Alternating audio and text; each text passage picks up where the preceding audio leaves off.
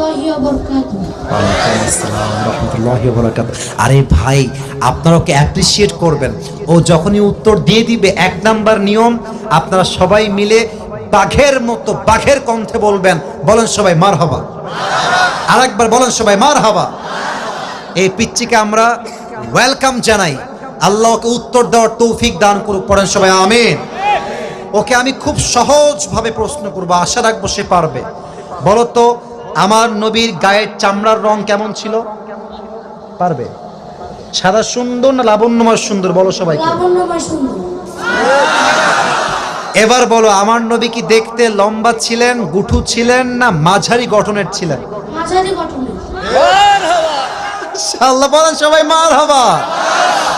এবার বলো, আমার নবীর চেহারায় দাড়ি কি ছোট ছিল না চাপ দাড়ি ছিল? চাপদারি। আপনারা বললেন ও পারবে। ওর গায়ের শক্তি বলছে সিরাজগঞ্জের যুবকরা, বাচ্চারা, এটা বাঘের বাচ্চা এরা। এবার তুমি একটু বুঝে শুনে উত্তর দাও।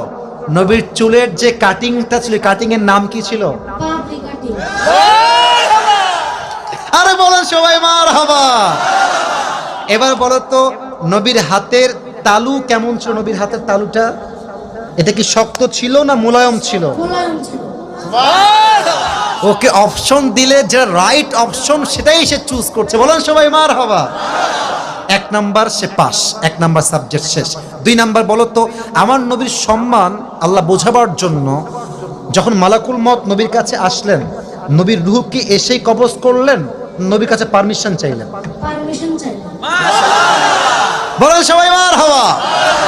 আচ্ছা বলো তো, নবীর আদর্শের ক্ষেত্রে নবী বাবা হিসেবে যখন ফাতেমাকে বিয়ে দিবেন, ফাতেমার কাছে এসে, এটা ওর জন্য বোঝা একটু কষ্টকর, তাই বোঝাবার স্বার্থে সহজ করছি। বাবা হিসেবে ফাতেমার কাছে এসে নবীজি কি বললেন বিয়ের ব্যাপারে? হ্যাঁ থামেন থামেন, বলবে বলবে বলবে। এসেই বললেন বিয়ে দিয়ে দিব, না তুমি রাজি আছো কিনা মা তাই বলো, কি বলেছেন? তুমি রাজি আছো কি? এর চাইতে সহজ আর হতে পারে না, ঠিক কিনা বলে? আচ্ছা এবার তুমি বলো তো, নানা হিসেবে নবী কেমন ছিলেন? আমি বলার জন্য একটা হাদিস বলেছিলাম, যখন হাসান হোসাইন আসতে